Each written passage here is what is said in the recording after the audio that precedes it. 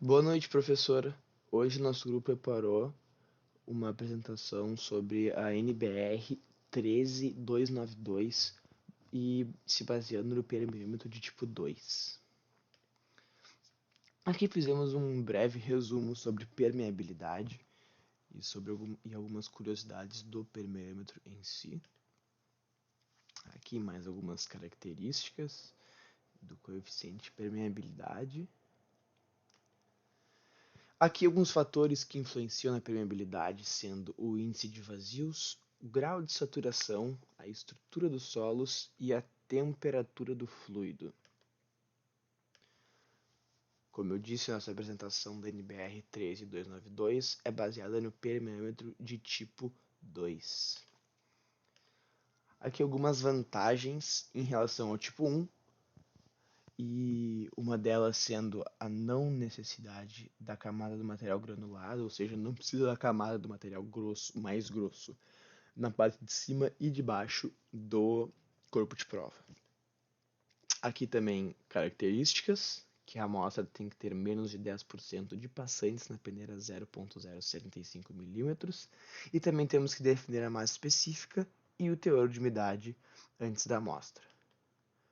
Também temos que medir o diâmetro interno em 4 posições, medir a distância L, ela sendo a distância entre a saída das válvulas manométricas, determinar a distância da seção transversal e medir a altura do corpo de prova. Aqui a preparação da amostra, algumas características em relação à sua compactação, né, o rasamento entre o ato de rasar o corpo de prova em cima.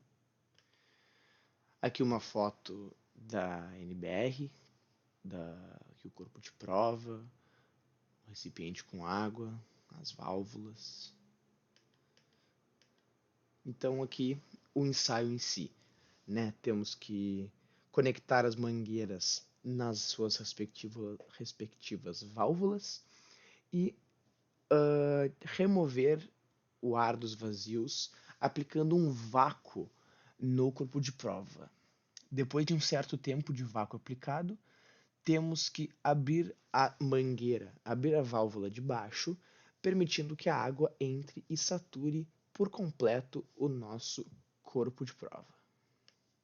Então, depois disso, a gente conecta as mangueiras com o manômetro e ele vai estar regulado. Então, abrimos as válvulas e aguardamos a estabilização das cargas sem a variação de nível e registramos a diferença de nível entre os tubos, sendo essa o H.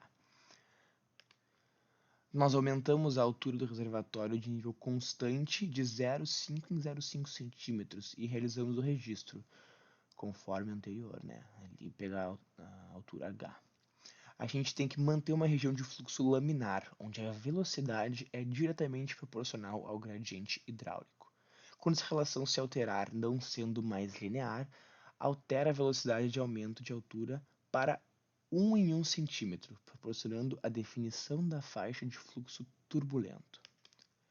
Ao final do experimento, a gente tem que drenar o corpo de prova e temos que verificar se houve alguma estratificação do meio.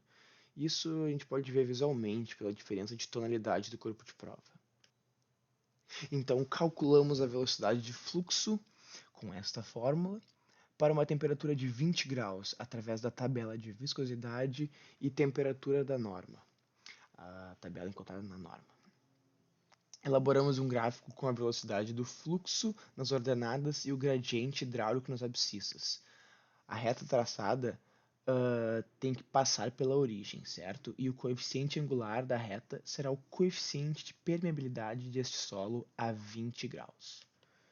Por fim, o coeficiente de permeabilidade deve ser expresso de forma exponencial com dois algoritmos significativos em centímetros por segundo. Né? Devemos apresentar o gráfico referente à velocidade de fluxo e gradiente hidráulico, assinalar as dimensões do permeâmetro utilizado, registrar o tipo de água utilizado no ensaio e indicar qualquer anormalidade na amostra após o fim do ensaio. Então essa foi a apresentação meio rapidinho. tive que. A gente teve que correr um pouco, porque agora fechou 5 minutos, que tinha que fechar nesse tempo, mas o slide eu vou tentar anexar junto com o trabalho. Obrigado, professora. Boa noite.